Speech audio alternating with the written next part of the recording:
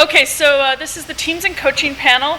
I thought I would just briefly introduce you guys, but then I'd like to, maybe if we could go through and you'll each say a few more words about yourself. So on Skype, we have Alex Conroy. Alex is the, and correct me if I get any of these titles or names wrong, Chief Development Officer for Complexity, and also co-owner of Complexity. Is that right, Alex? Yep. Yep, that's correct. Yep. And formerly owner and manager of Jack's Money Crew, which was also became CGS's Dallas Venom. He was the GM for that. And I thought I would just say, I was looking last night to try to see what games all of your respective teams have supported over the years, and it was a pretty amazing list. So I'm not going to hit them all, but I noticed Complexity, I think, currently supports at least, maybe more, Counter-Strike, FIFA, WoW, Team Fortress, CS Challenge, and maybe there's some other things in there. Yeah, so there's a lot of stuff going on there. And actually, I think, Alex, you were just in Copenhagen at in my hometown for this esports challenge they had. Is that correct? Yeah, we were in Copenhagen 3 weekends ago for Copenhagen Esports Challenge. Right. Which is a top-5 tournament. Yeah. Cool. Okay. So next we have Alex Garfield. So we have two Alexes today. Alex is Executive Director, is that right? Of Team Evil Geniuses, and I believe EG supports CS, Dota, StarCraft, Warcraft 3, WoW, and Guitar Hero, maybe even more. Yeah. a pretty extensive lineup. One thing I wanted to check with each of you. So, Alex, Conroy, was Jack's Money Crew founded, 2003 or earlier? It was founded in 2001, but it was professional in 2003. Okay, thanks. And Evil Geniuses was 1999? Yeah. Okay, yep. All right, and then last we have Dave Moto Geffen. Dave is our, we could sort of slot him in any session, so we've put him here for today, so he's going to speak with his former GM hat on.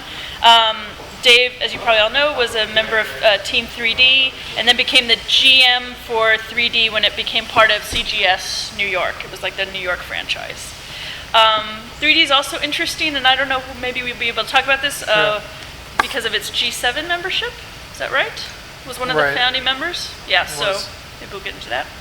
And the games I could pin on 3D were CS, DOA 4, Halo 2, Painkiller, Call of Duty. And Warcraft 3. And Warcraft 3, okay. And 3D started 2002? Yes. Yeah, okay. So I think the nice thing about this group actually is I think you all know each other pretty well. And there's some nice history here as well. I think you guys have all sort of been around long enough to be able to speak to some of these issues. So I think hopefully we'll get some good stuff. So can we just, are there any other little bio tags we'd like to add to this? So maybe how you got into it, how you became a GM, director, whatever, and then we can jump to questions. Sure. Yeah. I graduated from Pomona in Claremont with a sociology degree last year, actually, and I started managing the team in the end of my freshman year. It was originally formed in 1999. I took it over at the end of 2004, I believe. So I pretty much got into it. I was friends with the particular players in the team and just needed a manager, so I just sort of fell into it. There was no real financial backing or anything of that nature. I just kind of wanted to help out some friends, and it sort of snowballed from there. Yeah. Can you hear okay, Alex? I just want to check. I can't really hear Alex, but... Okay. I'll speak up. Yeah, okay. So I actually got started in gaming and esports as a player, and I used to make fun of Craig, who was our manager, for being the manager, so it was only fitting I'd end up as one myself at some point. I actually found over the years that the things I did as a player in respect to leading and organizing and doing a lot of the things that you would do as a manager were the things I liked the most. And towards the end of my playing career, I really came to the realization that, hey, I kind of like doing all this organizational stuff. I like going out and working with sponsors, micromanaging players, making the right choices as to what players to have, and it became less about playing the games themselves and more about I wouldn't say administrative roles, but rather the management roles that you could play within the space. Alex? Myself, I became a manager at a pretty young age. I was, I think, 17 when I had my first professional team. I was young and I emailed Red Bull one day to see if I can get a sponsor for my small, kind of dinky team, and they came back with a yes, which was huge. They didn't know how old I was, and they didn't really know much about us and much about gaming. And we went to this event, and we came in 4th place in the entire world, and I didn't play, I just put together these guys. So from then on, I kept managing, and the team kind of consistently stayed top 3 in North America. And CGS came around, which was this big international league, part of DirecTV that we were on, and they were sort of selecting managers, and it was a very, very stressful interview process. It's about 3 months long. I think there were 7 or 8 interviews. David had the low hired really early, and they kind of dwindled down. And when I was 19, I was a sophomore. I got a call to work for this league. I've been doing it as sort of my full-time job ever since. Cool. So perhaps we can start with one of the first questions on my list that I emailed you. I sort of sent them some questions yesterday. I think we all did that. And so the first one I had wanted to know about you guys, and feel free, whoever wants to jump in. What are currently some of the major challenges, or most recently, if you're no longer jamming, in forming and running teams, both from an organizational perspective, but also in relation to sort of player personalities, keeping them, getting them, holding on to them, that kind of thing. Did you get that, Alex? I didn't get the whole question, I'm sorry. All right. No, it's okay. It's just the first question I had sent you. What are currently some of the major challenges in forming and running pro teams, both from an organizational perspective, but also with regard to players? Anybody want to tackle this one? Start. I think that my perspective is not unique, but a little bit different from Dave and Alex's, perhaps, in the sense that it's very much, I think my emphasis when I started managing the team was always just getting funding. It's just a huge challenge to get funding for an entity like this. You have to be very creative in your approach to get companies to spend their marketing dollars on your team. It's really, really hard to not be viewed as experimental marketing, which you don't want to be viewed as, because that's the first thing to get cut. And I think one thing that all of our teams, and when I say our teams, I'm referring to our independent brands as opposed to the CGS brands, like 3D when it was an independent brand, JMC when it was an independent brand, and EG. We've all gotten sponsorships, and we've all, I think, at least lost at least one sponsorship at one point, and it's not because, at least in my opinion, we weren't doing our jobs or because there wasn't value in the sponsorship. It's just that when people are faced with reporting to their VPs and they need to, cover their butts, they buy banner ads. They don't sponsor gaming teams. So it's a really tough thing to do, getting off of the bottom rung of the marketing hierarchy. So in order to do that and maintain stability in your sponsorships and maintain your funding, if you're not getting massive web ad revenues, which I don't think any of these brands were or are, there's one exception, which is SK Gaming over in Europe, which gets massive ad revenues. You have to be very careful with your sponsorship. So I always viewed the main challenge as funding the team. I was never really interested in any of the micromanagement. Personally, I hate micromanaging people. I hate micromanaging players in particular, because this is esports and some players are just a lot of fun to deal with, as Dave and Alex can certainly attest to. But that's that was always where I placed my emphasis. Would you mind just repeating the question? Yeah, sure. It was just sort of, what are some of the challenges in forming, running pro teams, both organizationally and then with the kind of player perspective? Sure. So I think there's a few different problems, and I think this kind of lies inherently in the issues with the independent esport team model, and that is, to be successful and to run the team, you need money. But to get that money, you have to be able to offer something to the people you're trying to get the money from, whether it's sponsors or say your website serving as some kind of ad network that you could sell ads within that demographic that you have. But I think the problem is that the expectations that the players have now is that that they get all these different benefits that most of the players from when I played never had. So they expect to get paid, they expect to travel all over the world, and I don't think really appreciate how much effort and money that takes to make happen.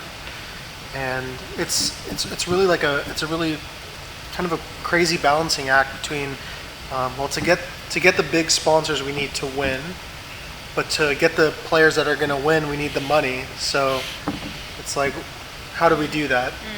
And I think that's the reason why, if you look at most of the independent esports teams, it's no question that in the US there's really only a few that are around, and it's the established teams that kind of built that foundation up before everyone had their hand out saying, you know, what do you got for me? And I think that's part of the problem. And Alex is totally right. You know, professional gaming sponsorship is nothing more to these companies than a marketing expense. And it's, hey, I wonder if we can reach, you know, 18 to 34 this way because they're not clicking banner ads. They don't watch TV. We can't reach them through the usual channels. How can we get them? We'll put our brand on their heroes. Alex, do you have some thoughts? I think a big thing with landing sponsors is always landing that first one. Coming from CGS and then going back into the independent scene, landing that first big sponsor is really the hardest first step, and then other companies can tend to follow. Right now, I think gaming is really a hot button ad stream. You know, that's where people want to put their money. They just don't know where to put it. You know, in this recession, it's surviving. It's growing. It's growing, 60-70% yearly. And so, you know, you have to convince them that professional gaming is the way to put it, which is a very small part of gaming as a whole. And pitching the idea to companies that have no idea, like a Coca-Cola or a Mountain Dew, of people sitting at computers or sitting in front of a TV competing for, up to like $1 million, it's a very foreign concept to them. But I think once you really get them onto the idea, and once you get them on board, it's a lot easier to keep them on board and show them some direct revenue and make them sort of part of the team and make them a fan of the team. But it's definitely a tougher sell. It's unlike other industries where there's a precedent set when you walk into the room. You really have to teach them as soon as you walk in about the entire industry, and that makes it tough. And former players, I completely agree with Dave. Players are getting more and more these days, and especially with the economic recession, teams are potentially getting less and less because we are considered experimental marketing to some company, and so you have to maintain the same level of financial commitment to these players in order to keep up. And if you don't, there are teams in Europe that'll take them, or there are teams in areas where sponsorship is a bit more common of independent organizations that will gladly be there to snatch up your players. So it's a full-time job, just maintaining the relationships that you have and starting new ones. Maybe can I just follow up on this a little bit more in terms of sponsorships? I'm struck because this is the Evil Geniuses shirt is here, and there's Intel, Kensington, SteelSeries, and I can't read this last one. Peregrine. What's Peregrine? I'm not allowed to talk about Okay, and there's a secret sponsor on the shirt. I was recently doing research on the Korean scene and was really struck by how in Korea they seem to have broken through the lifestyle brand sponsorship issue, right? So mobile phones and and just lifestyle products. What's your take on the U.S. and Europe in relation to that lifestyle brand wall? So it's not just sort of the tech companies that are sponsoring. Is it possible? Is it desirable to? I mean, I guess Dr. Pepper now has an MLG contract, but...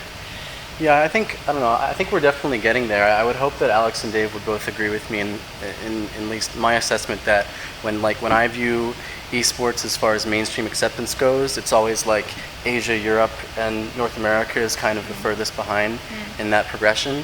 I just got back from Korea less than 36 hours ago, so I can tell you a little bit about the experience there. I mean, what's very interesting about Korea in this regard is that obviously they have sort of broken through a barrier in that sense.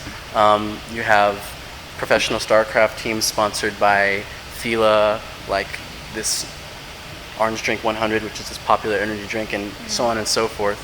I don't know that the Korean esports scene had to work as hard to break through the mainstream as I think we will have to do. I think there's a lot of internal legwork to be done. And obviously you can see that mainstream companies are interested in gaming on a general level, and that, at least for the CGS, they did invest in competitive gaming, although I would describe it as a little bit watered down and certainly more easily suited to those budgets. But as far as Korea goes, I can talk a little bit more about it later. So when I think about why in Korea, they've broken through that, that lifestyle barrier, I think it's way more to do with the culture and what is accepted there as far as, being cool.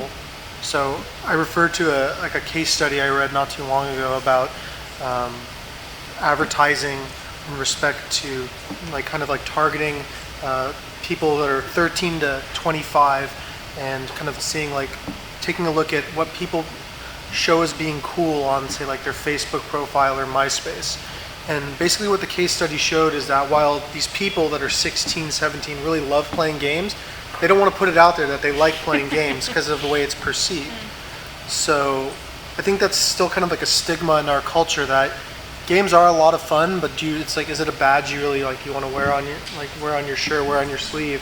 And I don't think it is. And I think it's, could we break down that barrier? I think so, but to the level Korea has, I don't. And I think it's just that fundamental issue. People, if you ask a 16-year-old kid, what do they think is cool? That's what they put out there. And playing a lot of video games and loving video games, I don't think is something they want to advertise as being cool.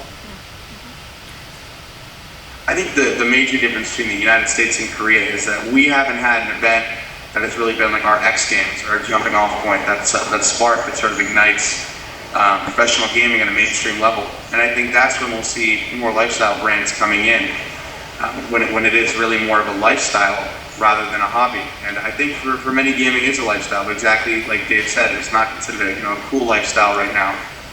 It's the misconception and the stigma is definitely around it.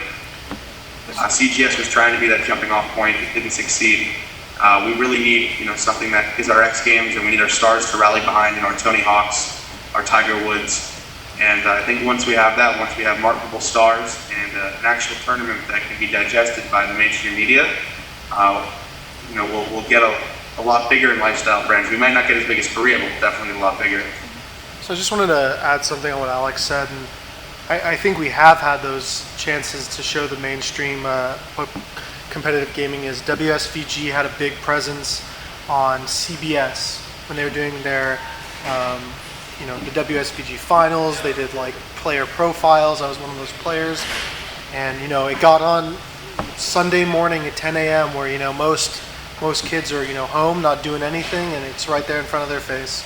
CGS, 2 years to show, this is competitive gaming, and it just didn't catch. Whether or not that was how they, delivered the content to the users, and they just weren't interested, or is it a symptom of a bigger problem, which are people are just not interested in games on that level? And I think that is definitely a possibility. I think that pushing for the same level of mainstream spectatorship and investment in a single step would be overly ambitious for North America at this point. I think that Dave and Alex, and I think also Marcus, DJ Waite, who I believe is going to show up later, next session, yeah. Would certainly have some very valuable critiques on the spectatorship aspect of the CGS, for example. They definitely just tried to take this one massive step and treat competitive gaming on TV like football, all the way down to having Mike Burks there as the executive producer. And one thing that I always disagreed with on that is that it didn't make sense, because I think that the way to grow esports in North America is just to put consistent gaming streams of the matches on the internet for the kids who are at home, not only because that's just what makes sense for the culture, but also because that's what makes sense for the demographic, because people are torrenting all their shows anyway. But I think that's one example of how the approach will have to be significantly different. And even if you look at Korea, what's very interesting about Korea and the way that professional gaming works on a mainstream level there is it's very different from game to game. If you're a StarCraft player in Korea, you're the toast of the town, and you can earn up to $300,000 US, which is a massive amount there. But if you're a Counter-Strike player in Korea, nobody cares about you at all. Like there's a player named Moon who's maybe the most famous Warcraft 3 player outside of Europe in the world, and he's really not that popular in Korea, even though he makes a salary of about $200,000, $250,000 US playing for a team called We Made Fox in Korea. He doesn't get mobbed in the streets because he doesn't play StarCraft. When he goes to China, he gets mobbed in the streets because China is really big on Warcraft 3 and Counter-Strike. But, you know, so it's very different even game to game in Korea. It just happens to be that StarCraft is part of their national passion. It's not the same for other PC games. It seems one of the things we're maybe circling around a little bit too, and I think it perhaps ties in with something Brian was starting to raise on the last panel, is with all of your teams, like if you look at the websites, sort of seeing the kind of brand identity getting built up around the teams, right? How are teams having to juggle bringing in their hardcore fans and players, and then also sort of trying to build some new market? I'm thinking about the thing that ran on CBS. Mm-hmm. My recollection of that was like the real pro fans were like, what the hell was that? That had, you know, what was that? It was like, remember the Guitar Hero with the judges who were and people were like, that's not real pro gaming. So like for the hardcore fans, it was disenfranchising. For broader audiences, how does that juggle happen? I mean, I think you just articulated very well the challenge that dozens of high-paid executives at DirecTV could not overcome at the CGS. Right. Like, whether because, you know, they just didn't want to listen to what all the grassroots people, including these two fellows, were telling them, or whether because it's just a really difficult thing to do. I don't know. From a team perspective, I know that for the first 3 or 4 years that I was managing EG, I did not have time to worry about roping in mainstream people because I was obsessed with finding funding for my team. The past couple of years, as my budget has been a little bit more comfortable, I've been able to worry about that a little bit more and say, okay, well, how is our video content functioning to both entertain the most passionate fans, but also be something that is intelligible to someone who just has happened upon our YouTube channel.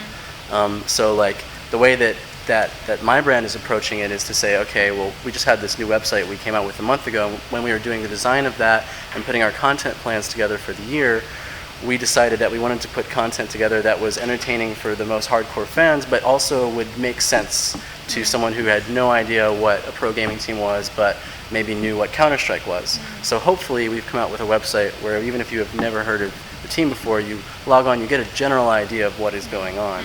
And you can, like, you know, click around and see a scoreboard and be like, okay, I see, you know, what these different things are, and I see how I can stream video and everything. But, you know, from a team perspective, unless you're being ordered to do it by a sponsor, like, you don't have much energy or time left to kind of focus on that. So my thought on catering to the mass market is kind of like what Alex said, is you just don't really have time to do it, because for the most part, you might get someone to your website, and whether it's something that can really engage them or not, they're probably not going to stay. And so a couple times during our time at CGS, I managed to use Dig to get an article we wrote pushed out and, you know, increase our traffic by like 25,000 people in one day. Well, sure enough, it went back down to exactly where it was when we started. And was it because you know, they couldn't understand the site or it wasn't appealing? I don't think it was as much. I think you have to have like a genuine interest and kind of some kind of connection to what you're looking at to want to stay. I mean, I think the real question is how many different websites you might, you know, browse across on a daily basis. You know, you may go to CNN once, or you might go to another website, but is that a place you're going to make a destination and stay? Not that you can't understand what you're seeing and it's clear to you, even as a layman. Like if I went to a site about whatever, and I didn't know what it was, I mean, I would understand what I'm looking at, I would get what was going on, but would I really want to stay? And I think unless you have some kind of vested interest into what they're doing, I don't think so. So I think spending energy and time trying to hook those people in is just kind of part of the problem the CGS ran into. You know, you had grandma coming across gaming like, what is this? I see people and some kind of digitized soccer, but I'm not. I'll just watch Murder She Wrote. Good show. It is a great show. Don't hate. I think with the mainstream audience, it's tough because gamers are sort of fickle. They don't really like change. And I know when CGS came around, concessions had to be made for TV, and they weren't happy about that. They've been playing this game. Take Counterfeit. They've been playing this game for 10 years. They've been playing it a certain way, and they don't want it to change. And to use the example of the X Games again, when skating went from swimming pools to Madison Square Garden, people weren't happy. Some people weren't happy. Other people were ecstatic. And I think it's the same thing with gaming. Gamers are going to have to embrace some changes in order to bring it to the mainstream and make it digestible to grandma, like Dave was saying. But from an organizational standpoint, it takes so much energy to put your content out in a format where people that don't play can understand it, and the likelihood of them coming to your site randomly is very slim. And so I think a lot of us see that it's sort of wasted energy. But if you do go to these websites, there are ways to sort of understand the team. If you've never been to the website before, there are FAQs and there are about sections, and you can kind of get a feel for it. But very specific articles are what keep our hardcore gaming fans there. And I think a lot of us don't want to risk that to bring in fans that may or may not come from the mainstream at this point. Maybe to follow up on this a little bit too, because I think one of the things I've been trying to think through, especially this past year with the number of tournaments that have shut down and CGS, which was supposed to be funded for several more years and then wasn't, are we in a moment of kind of contraction? Are we getting back to community roots? Is the hope that there can be sort of a mass esports scene on television a kind of thing of the past, and now people are saying, okay, it's just always going to be this kind of niche thing? What's your perspective on it from, as the guys who are running these things? You look pretty jaded, so I think you should answer this one. Sure. So I think here's the biggest problem, and this is why you see this contraction, is that the whole space is funded off advertising and marketing dollars. So nobody's unaware of the fact that the economy is taking a turn for the worse, and as Alex said, marketing dollars, advertising dollars, hey, those are the first things to go. Let's just survive. And these tournaments, CPL for years was funded off Intel's money, Nvidia's money, WCG's funded off Samsung's money. They're still hanging in there, but for how long? It's a marketing expense, but at what cost? So you see teams folding up shop because they can't get money. You see these events closing up. The CPL lost funding, kind of went under. WSVG had the same problem. CGS had all this money for so many years, but let's not get into that. I could talk for an hour. And I think the problem is that unlike in a discussion from the last panel, this isn't a true sport in the sense that you don't have people paying for tickets and funding, stadiums, the players' salaries, and it's all coming from the dependence is entirely on these companies to fund these activities that are going on. And as soon as they decide, well, we're a publicly traded company and we have shareholders to report to, how can we justify $1 million a year in X? I mean, you can't. So you cut it. And as such, the tournaments are gone. That $1 million I went to, $500,000 in prize money for 2 different tournaments is gone. Players, the tournaments aren't there to win money anymore, and that kind of dries the scene up. And I think, I don't know, I don't think it'll ever be anything beyond like a niche activity because of like the constraints of that we spoke about, like reaching the main market and getting those alternative revenue streams. And I think it's always going to be stuck at this reliance on these companies to fund these activities, these tournaments. I'm sure Dave has similar problems like with Evo. It's just you're relying on all these different companies to feed this process and to feed these tournaments. Is it really? Yeah. Oh, then that's good. It's not as big. Sure. But I have a comment. I think if you look at the most successful entities in the different categories,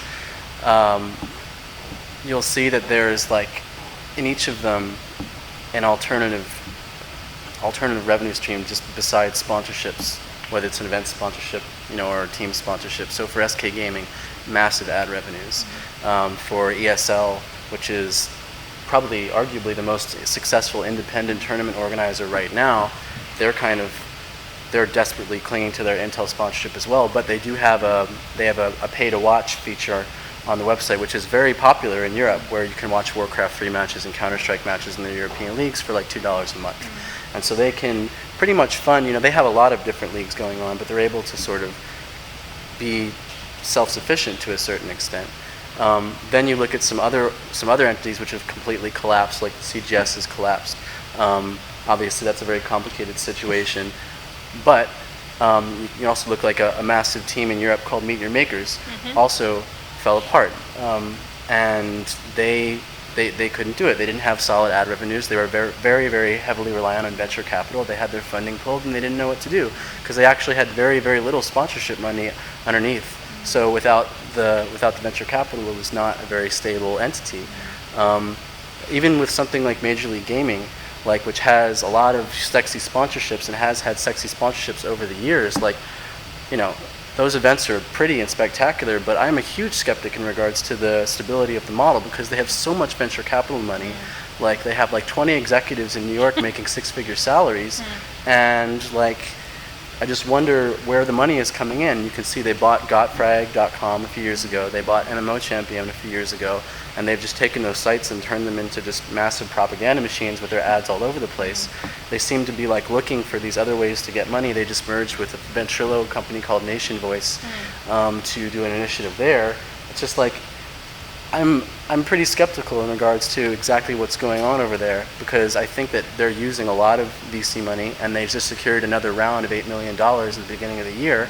So, I don't know that there are more than 2 or 3 entities that are doing things on a really massive scale that are actually self-sufficient, and each of those has figured out another way to get money other than corporate relationships. So I don't mean to cut Alex out of his term, but I was just going to mention something about MLG is that some people argue that they're the one successful, gaming tournament, and I really don't think they are because they wouldn't be on their 6th round of VC funding if they were. They literally survive on these. They go through a $6 million round, and they'll get another one a year and a half later, and they're just surviving on this. And at some point, they're going to go out and they're not going to be able to get another round because who's going to invest money into something that has gotten is on their Series F funding or whatever it is, and I think it's just getting to the point where they're just trying to hang on for that one thing to come through and be their saving grace, just money pouring down upon them, but it's just not really there, and the model doesn't really support it. Alex, do you have some thoughts on this contracting issue or consolidation? Absolutely, and I agree with Dave. MLG is largely based off VC funding, and they do have some big sponsors, but VC funding, especially these days, if it's going to cut out, it's the ultimate form of experimental marketing. It's investors thinking, this is a hot topic, people like it. Let's pour millions of dollars into it, and I don't know, let's go with these guys. And it's kind of random. I think CGS back into that CGS falling was a scary thing for gaming. That was essentially backed by News Corp, and News Corp is a company that normally gets it right. Not recently. Looking at the recent profits that came out last week, but normally they really get it right. So we're sort of resting on their shoulders as a saving grace. And when that fails, it's intimidating for other companies to come in. They go, well, News Corp didn't do it. We're not going to touch it. So I don't know when it will be, the next time that a company will step in and be like, look, I think we can do this. We can give it our own shot. And at this point, we do have MLG going, but VC money can kind of run out whenever. And there's no companies on the horizon that want to step in as a big player. But luckily, the community is still strong, and grassroots tournaments will always be there because players are willing to pay $50, $100 entry fee in order to get a decent prize pot going. And there are companies willing to throw $5 or $10 grand in the tournament. But I don't know on the horizon when I see the next major tournament coming about. I wonder if we can maybe shift gears a little bit, because I think we've done a good job sort of talking about some of the meta-economic and organizational stuff. Can we dive down into the nitty-gritty of managing players a little bit? Now, it's interesting because you all sort of said, you've been very busy I know Alex and I share this, but we had one player that we both shared that was, I don't know how to put it nicely. Sociopath? Yeah, nightmare. Okay. Pretty bad. And is there something, should we So yeah, let's chat a little bit about that, because what's interesting to me too is when we talk about players, I mean, we had the player panel a minute ago. Dave, you signaled a little bit earlier that players sometimes have certain expectations about what it now means. I'm pro all of a sudden. And there's also this age range, right? I mean, a lot of these guys are in their late teens, maybe their young 20s if you're lucky. So how does all that factor into the nitty-gritty of managing folks? Well, it's a massive combination of red flags, basically, because you have, one, you're dealing with an incredibly young group of people. Two, you have your share of oddballs in gaming already, because you have your fair share of players who will, if they've played Counter-Strike 10 hours a day for 9 years, they're not going to be the best adjusted people necessarily. So, that combined with the fact that these players also have massive egos just combines to be just a complete and utter nightmare, to be honest. I always absolutely hated and continue to just fundamentally dislike the micromanagement part of the job. I think that, I actually think that there's kind of been this inverse relationship between expectations and players being completely and behaving completely absurd, just because I've found that the more and more I've paid my players, they tend to behave a little bit better. But back in the day when I was paying Counter-Strike players $300 each a month, throwing a $25 fine at a kid is not really gonna throw the hammer down on them or anything like that. So there are some players which are just like the one we were talking about, extremely difficult to control, and it's definitely been, for me personally, a massive educational process to figure out how to manage these kinds of people. I like how both Dave and Alex are smiling and grinning in the background, so I think, yeah. It's hard because you're dealing with, like Alex said, so if an 18-year-old kid comes your way who's an exceptional player in one game or another, they didn't just get there by accident. They probably started playing when they were very young, in lieu of actually, socializing and learning how to deal with people on a reasonable level. And hey, this is reasonable behavior. They don't always understand what reasonable behavior is and what reasonable expectations are, because look, they've just been playing games for 5 years. So that presents one problem. That, like Alex said, look, they're not very sociable people, and the biggest thing, like Alex said, about dropping a fine on these players was, in the normal world, if you do something bad and your employer says you're not getting paid for 2 weeks, you're like, wow, what am I going to do about that? I have bills to pay, I have to feed myself. And I had a player on one of my teams once that I think we fined him $2,500. He did not even care, because it didn't matter, because he lived at home. He was getting fed, his parents paid for his car, and you know what that meant? He got to wait another month for his snowboard. So what does it matter? And that was part of the problem. You're dealing with a group of people that there's nothing you can take away from them. There's no way to punish them. It's like dealing with a society of people that have no idea what what a consequence is for an action. Completely different social contract. It's awful. And I can wholeheartedly say, going forward with my life, managing Counter-Strike players and young gamers has prepared me for any employee someone wants to put in front of me. I can deal with them. Alex, you want to chime in? I want to preface this by saying there are a lot of good players, a lot of good guys out there. I mean, Barty is a solid guy. Barty is in the room, isn't it? Yeah. All right. He's still here. If he wasn't out there, I'd change my story. But I mean, realistically, there are a lot of players. It's just I don't know what planet they're on or what reality they're in, but they have this value of themselves that is unreal. And I mean, they're good at the game, but at the end of the day, I can go out in any game and I can find a guy that's just as good in 90% of the games, 99% of the games. And you want to get a team that are solid guys first, and I'd say good players next in that top level. Because in the U.S. in Counter-Strike, let's say there's 30 top players that are interchangeable. You can put them on a championship team, but I guys that are good, solid guys, and that took me a while to learn. When I was younger, I just kind of went for the biggest names, and the problem player they were both talking about played for me as well. And you show for the biggest name and you pick them up. How did he know? And you played for all of us.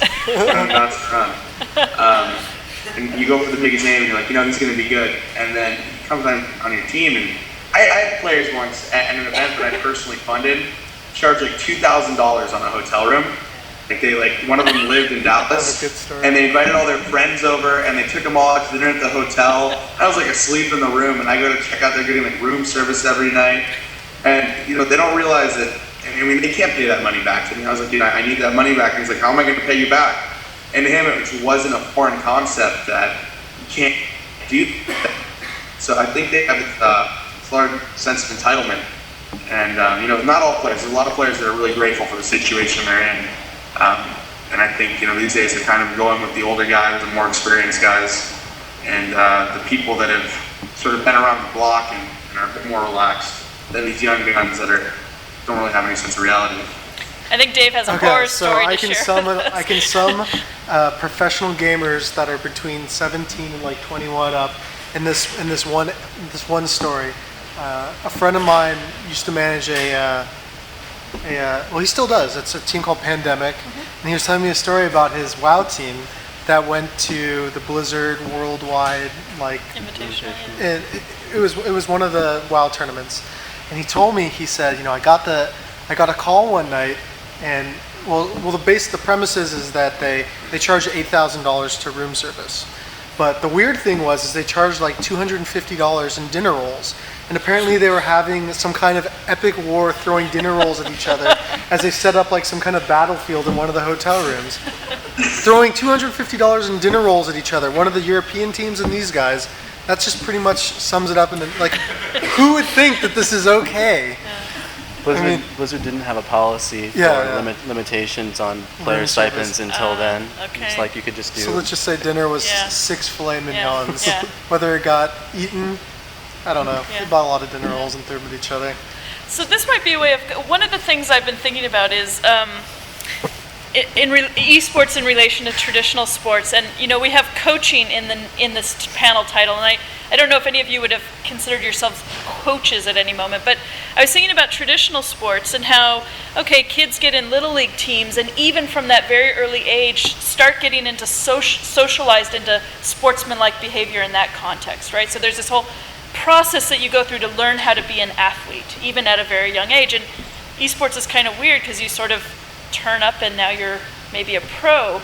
How does coaching, or is coaching an important part of a team? And do coaches where does that socialization work come in? Could coaches be a part of it? Should they be a part of it? Or do we even need coaches? The guys sort of standing around calling plays? But I never considered myself a coach. There are different people with different philosophies.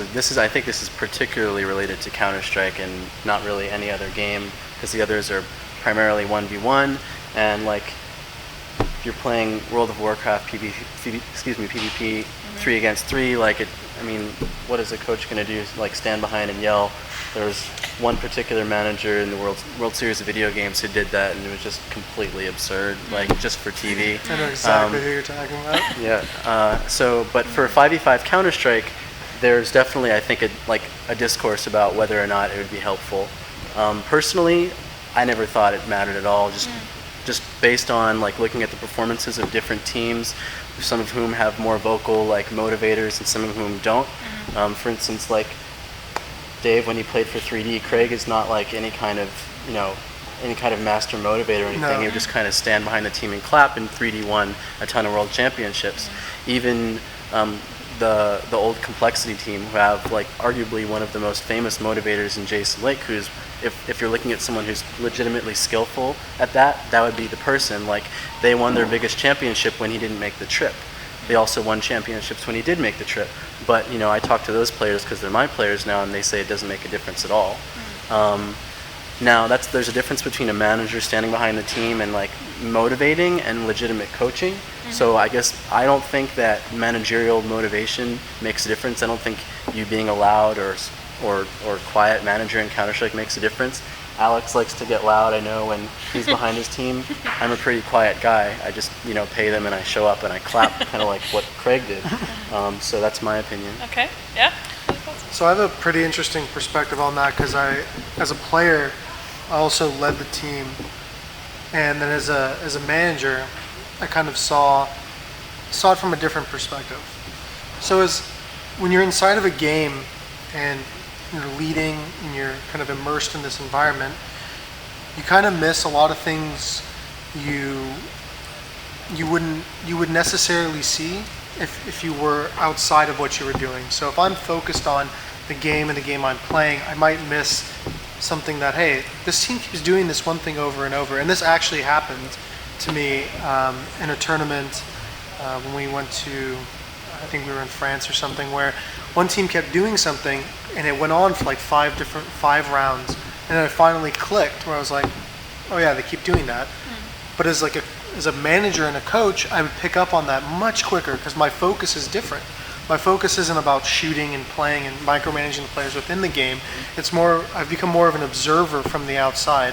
And I think in that sense it's useful. And I think as a coach, I think the coach in gaming plays a different role. And I think, the theme of nothing else of this panel for me is, I think you'll notice I have very little faith in players within competitive gaming. And as a coach, I think the most important thing is keeping these players honest in terms of what expectations are and what they should be doing. So for the longest time, I know there was one of the other teams in the CGS who had a manager that didn't know that much about Counter-Strike and like what's really expected of a team, and they just kind of got away with murder. And they're just like, yeah, they're like, this is okay, and this is the norm, and this is what we should be doing. And my team would try that stuff, and it's like, look, you can't tell someone. It's like you can't go to a mechanic and have them try and trick you into what you need for your car if you've worked as a mechanic before. You're like, no, I don't need that. Like you guys need to be doing this. You need to be doing that. And I think that's more of a part of it than actually like instructing, but rather making sure that they stay the course. Mm-hmm. Alex, you have any thoughts on the coaching issue? Yeah, I mean, I'm a little different than these guys, I guess, because I'm a bit louder and I guess obnoxious would be the word. But I definitely think there are teams that need that, especially in Counter-Strike. Alex's team, is more of a quiet team, and they may play someone yelling right behind them. But with my guys, I know for a fact that when they get quiet, that means they don't communicate. If they're not talking to each other, we're not going to win. So by me getting loud and me forcing them to talk and forcing them to communicate, and sort of initiating that once again. When you lose 4 or 5 rounds, you just get quiet and you sit there and you play, and that's the worst thing that can happen to a team. I think either of these guys can tell you. Once you stop talking, there's really no way to win. And so I think by me yelling and me remotivating them, it sort of forces them to talk a little bit more. I don't know if that's necessarily the job of a coach.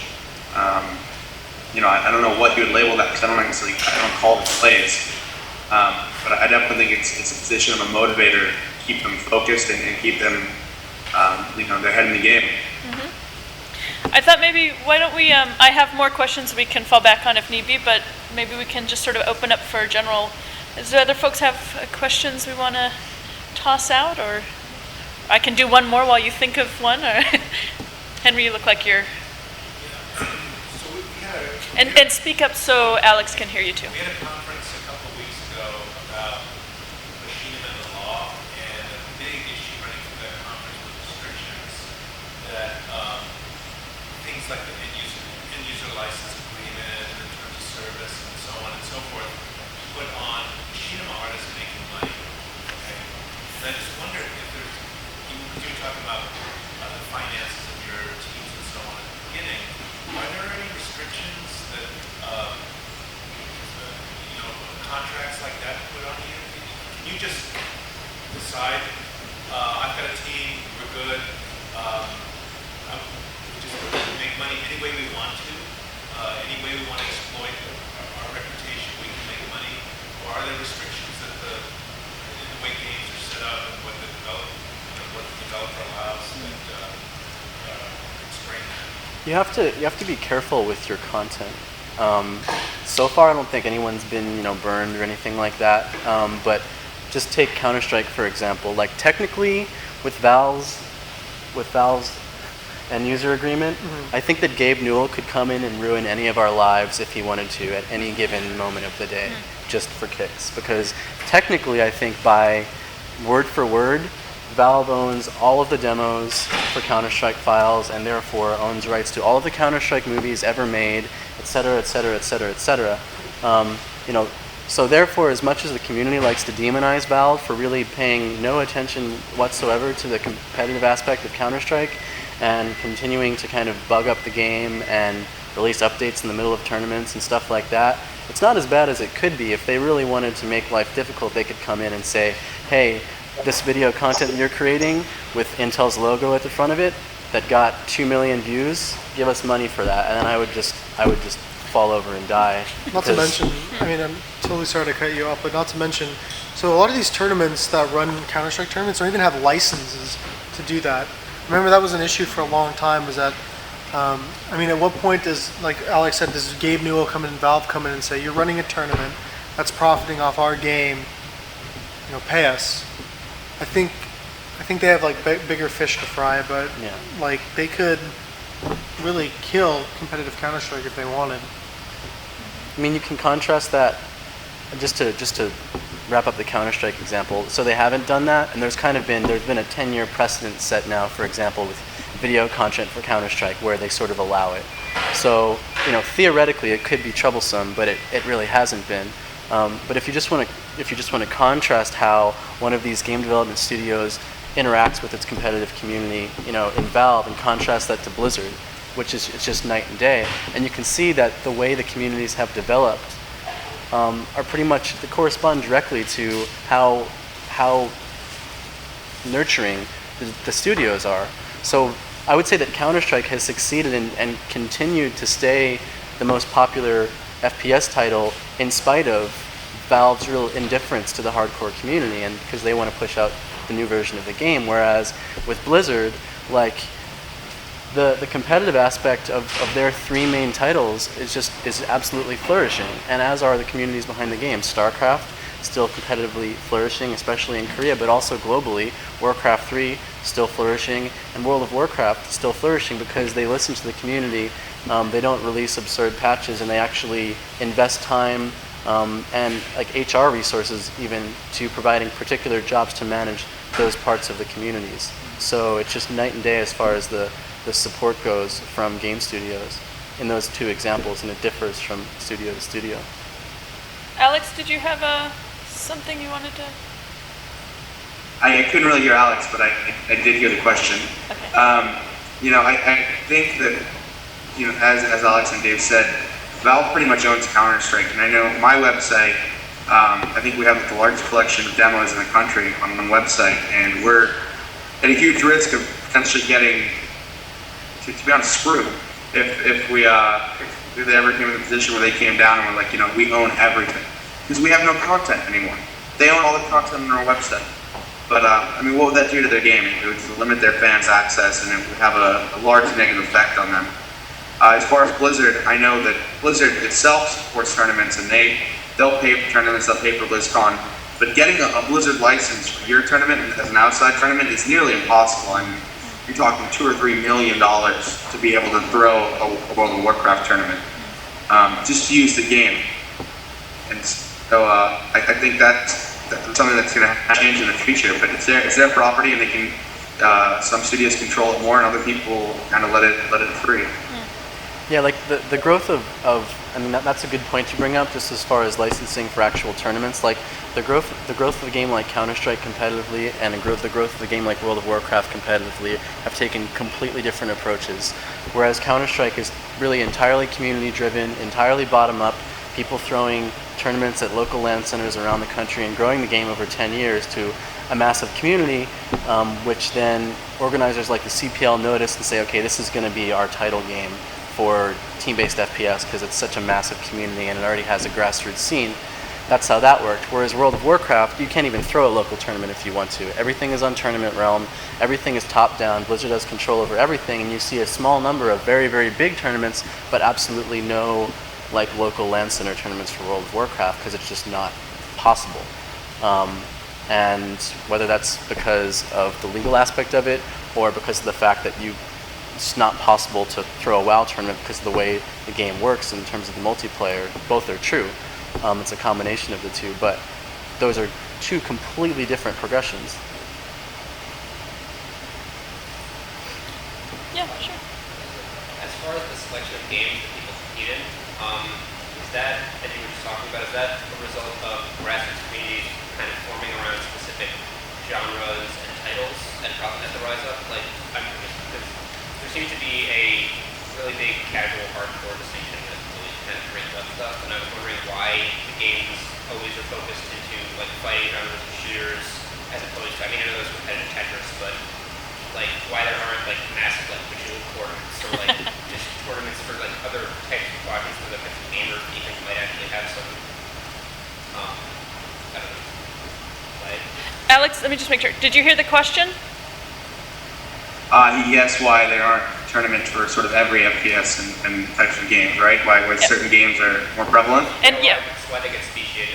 Yeah, why there's not the big Bejeweled tournament. Should be. Yeah. As far as like the allotment of genres in a particular event, you know, that kind of selection, like whether or not do we need a fighting game, is probably just a bunch of people around a table who are organizing the event, figuring out what's going to please the sponsor. As far as the individual titles selected within those genres, like each game's community is totally different as far as the segmentation between the casual part of the community and the hardcore competitive part of the community. So for example, in a game like Dota, which has between 5 and 10 million people playing around the world, it's like a totally fluid kind of situation where the game type is exactly the same whether you play 2 hours a day or 10 hours a day. So for instance, there's this kind of fluidity in the Dota community that allows even the most casual player more access and more immediate intelligibility to the highest level of play. But if you look at a game like Team Fortress 2, which also has a massive number of players, there's like a firm line drawn in between this massive number of casual players and then like maybe 500 to 1,000 people who play it competitively. And you can see why one of those games like is completely viable for tournament eligibility, and one of them is not even worth consideration for a major tournament with you know, looking again to please advertisers. Because with TF2, even though it's, you know, a massive community, you're really only marketing to 1,000 people. With Dota, it's a massive community and you're really providing or getting access to your advertisers for the entire community. So those are just two examples. Each of these games is entirely different in terms of its community makeup and the division between the hardcore and the casual.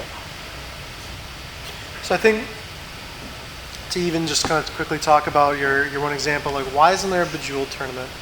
Well, I think for games like Bejeweled, Tetris, I think in nature they're not as deep as some of these other games, so there's not much room to grow with them. You play Bejeweled because it's fun. Like I have Bejeweled on my phone right now. I play it when I'm waiting in line at the bank, but that's as far as it goes. And there's other games that just have way more depth and have way more room for not only the game to grow, but the community to grow with the game. And that was one of the things that was great when I played Counter-Strike was you play the game and it's a lot of fun, but you always figure out something new. There's always a new way to do something. There was always a new way to like manipulate how the game works. And I just don't think there's a lot of games that are made for different things, but games like Bejeweled, some of these other games that are they just simply don't have the framework to allow to be competitive. I mean, I know it sounds crazy because there are like competitive Tetris tournaments, and look, you can be competitive you can have a competitive tournament for anything, but growing to the size that you might see in like Korea or some of the Counter-Strike tournaments, I just don't think it's possible because of the nature of the game itself. Alex? Right, and I think some developers are starting to make games for competitive purposes, and you know, purely make a game that when it comes out, it will immediately be a competition game. And Quake Live is like that. It's a new version of Quake that's coming out, and you know, it has stats in it, and it has pretty much everything a competitive game needs to automatically back that. I think you know, other games it's just sort of luck of the draw. Games that competitive players form around. I mean, Call of Duty is a bigger game than Counter-Strike if you look at statistics, but Call of Duty's competitive team is not nearly as strong. I think that because of the players playing, you know, they don't show up, they don't organize their own tournaments. A lot of the initiatives that made Counter-Strike such a popular game are grassroots initiatives that happened early on. In a game like Street Fighter, we see a lot of grassroots initiatives happening. In the fighting game community, we see a lot of grassroots initiatives happening, just in general. So it's somewhat about the game, and it's also about what the community puts into it to try and make it a competitive entity. had one more. I had another question, and I thought it was interesting because in the course of researching about you three, and it's come up actually as we've been talking, where he was on my team, or he was on my team, or he was on my team, and you had mentioned, those complexity players are now with me.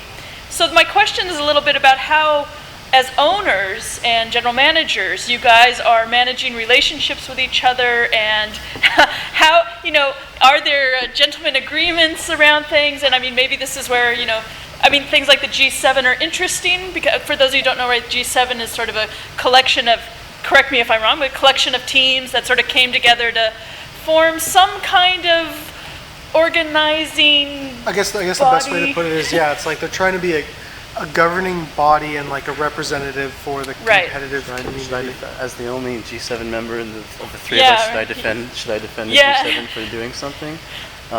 Technically, we're a federation of the world's top gaming brands, and the mission statement is basically to protect player interest, protect team interest in tournament. A lot of our daily activities are forcing tournaments to pay out prize money, because people don't like to generally comment on it publicly, but it's still a massive problem for players, getting tournaments to pay out prize money, getting them to pay out at all, getting them to pay out on time, but also on a general level to enforce these kind of like basic aspects of a professional sport culture that are not regulated automatically as they would be with the NFL. So even like the sanctity of player contracts and these kind of things. So the G7 is kind of the governing council for all of that.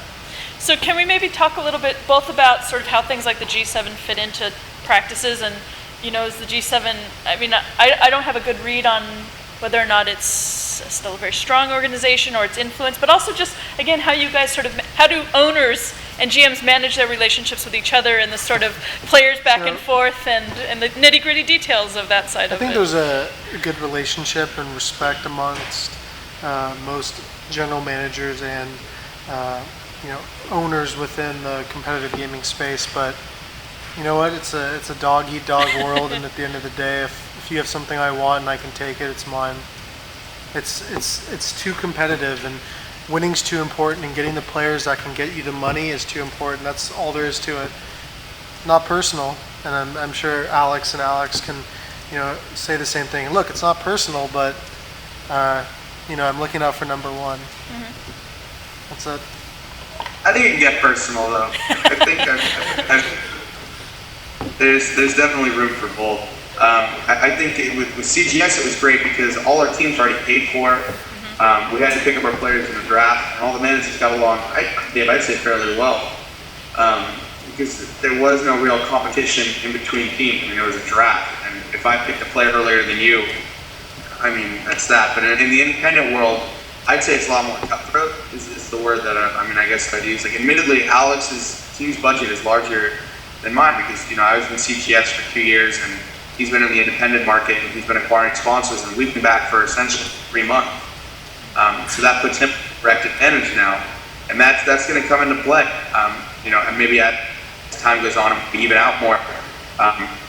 Some games he's stronger in, some games I'm stronger in. But in the independent market, it really is about how much money your team has, and how quickly you can lock down players under a contract, and how fast you can throw money at them and have them sign it.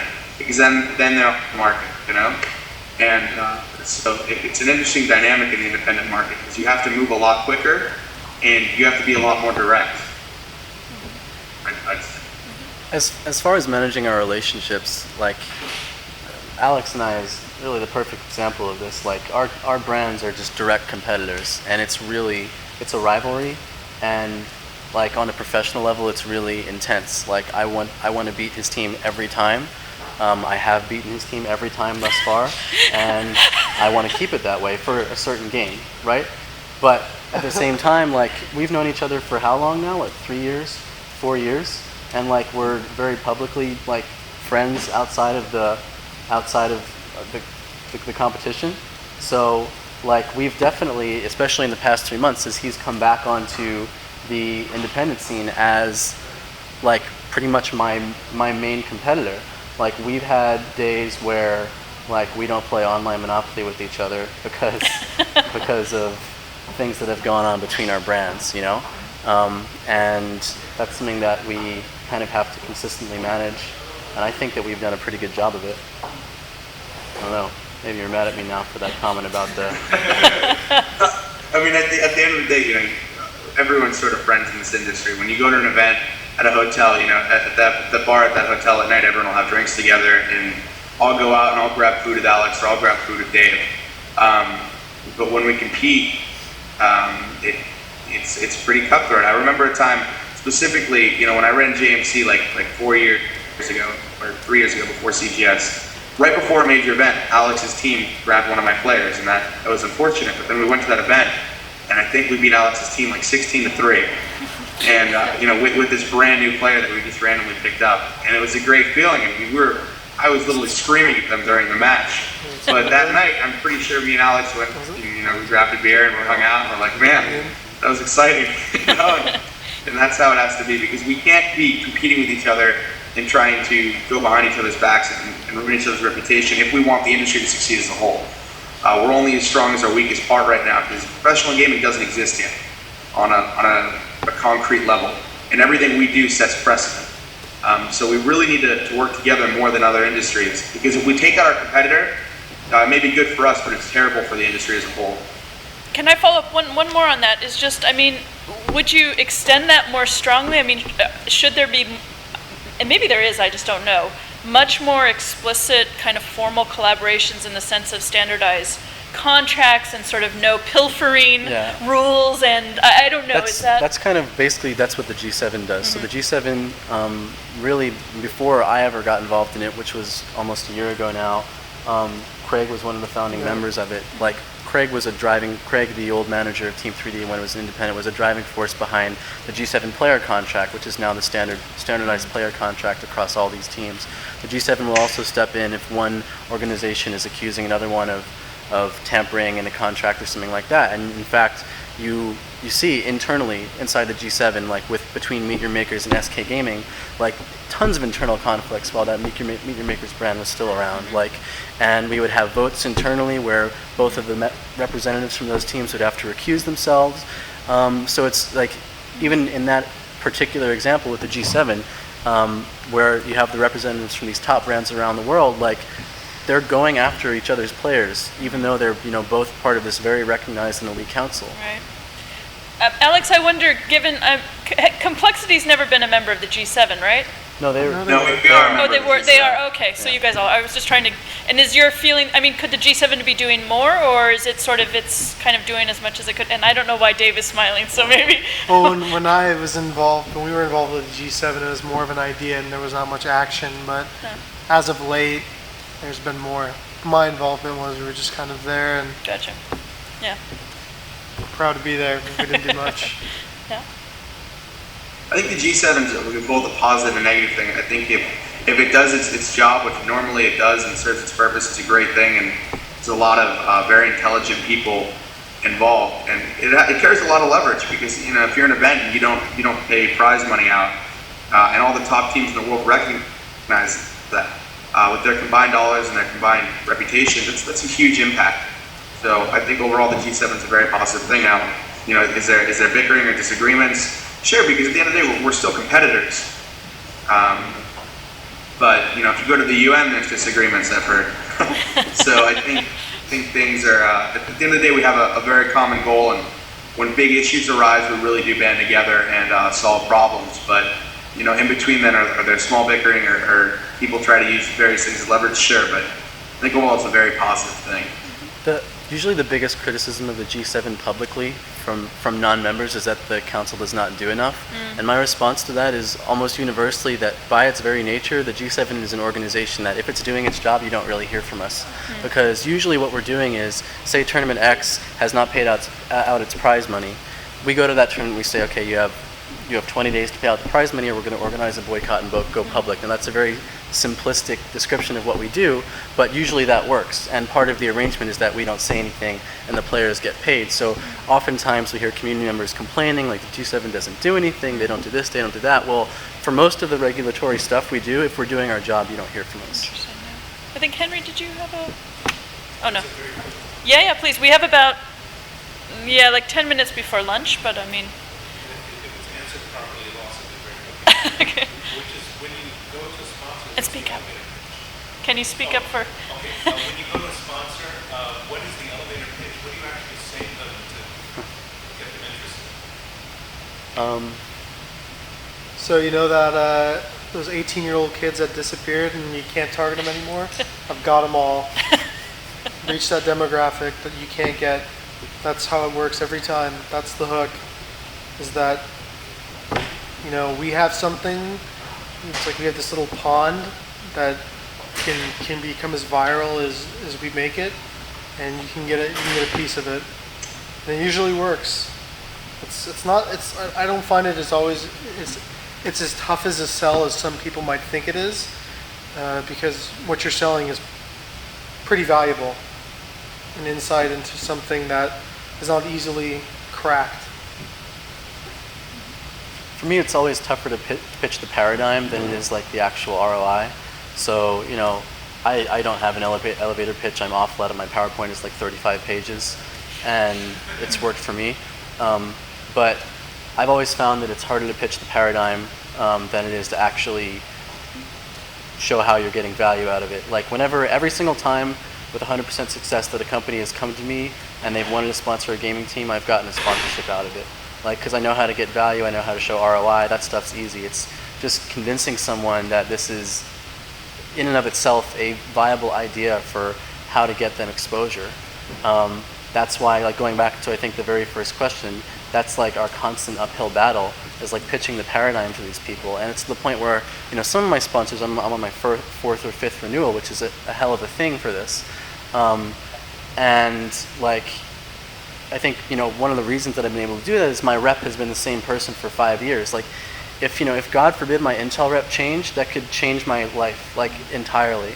Because, you know, I had my Intel rep come to me after the session, all the Intel layoffs, and called me up and he said, hey, my marketing budget got cut by 90% and I fell out of my chair and I had to scratch and claw to keep my head sponsor this year, as they were dropping other teams all around the world and dropping esports all around the world. Like, I've had that same rep for 5 years.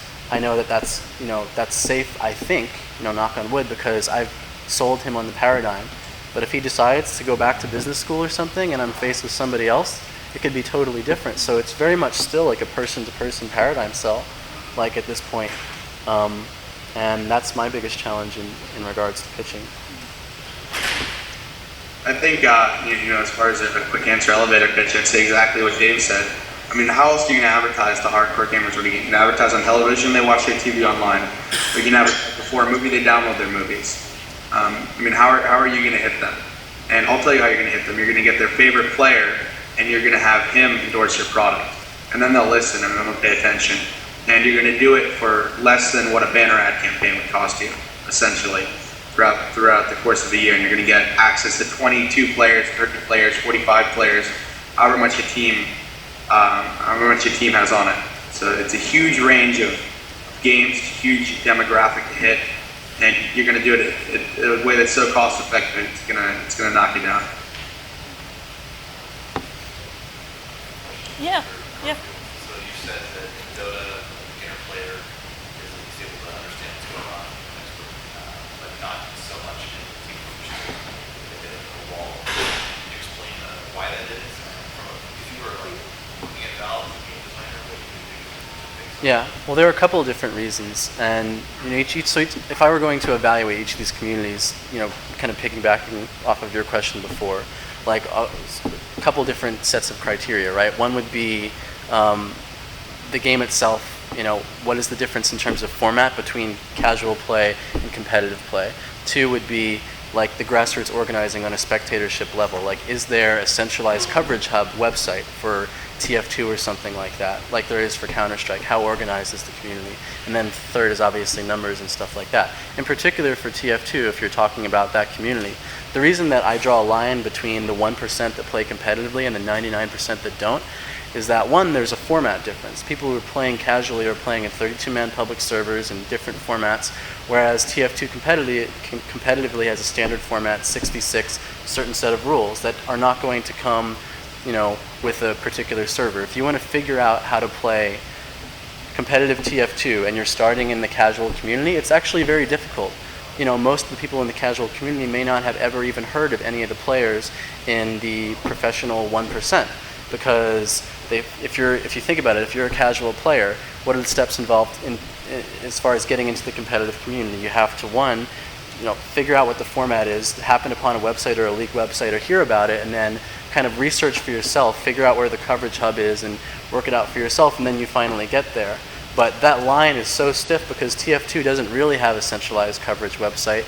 It's not organized very well on a grassroots level. And so, casual players for the most part never even hear of the competitive aspect of it, much less get involved. And you still have Counter-Strike players, mind you, who've been playing for 10 years with their public server clan, who have probably heard about the CPL once but never bothered to even look at it. So that line exists in all these different games. Dota, it's different because the format of the game itself is identical throughout. So you have this kind of fluidity. That's a big obstacle that's out of the way. It's like, the same format that I play in 2 hours a day, and there's only one map for Dota, so you can see someone that did something that was amazing on this one part of the map that you've been trying to do for a couple of years. But in all these games, there's a different makeup and there's a different balance between these different aspects as far as spectatorship and organizing and stuff. And going back to why Counter-Strike succeeded so much is that Counter-Strike has all of the coverage hubs that started out on the grassroots level. And Counter-Strike really had to come together all by itself, but it just kind of happened. And we have GotFrag, the coverage site in North America, which is not the same as it was before, but back in the day, it was the hub for North America. And it really helped to enable all of these different people to come together. But again, going back to the very first question, I'm sure we could have all, if we had more time, put more effort into finding those public server Counter-Strike players who've been playing with their public server teams for 10 years and getting them into competitive CS. We don't have time to do it, but there's still plenty of people, hundreds of thousands of CS players who have never even heard of the CPL. It wasn't a problem with game design or the gameplay itself, it's things surrounding the Yeah. format. And I think Valve could always do more to fix that. Blizzard does a great job of getting everybody involved as much as possible in a variety of ways, including making sure that their casual players know that there's tournament realm for PvP and all this kind of stuff. Valve could use Steam, or it could use the in-game messages or the in-game ads to sort of help unite the community competitively. They just don't care. So, yeah. I think we're. Alex, Alex C, did you have something you wanted to chime in on? I just think that that some games are coming out. I couldn't really hear all of what Alex said, but I think some games are coming out, as I said before, as competitive titles right out of the gate.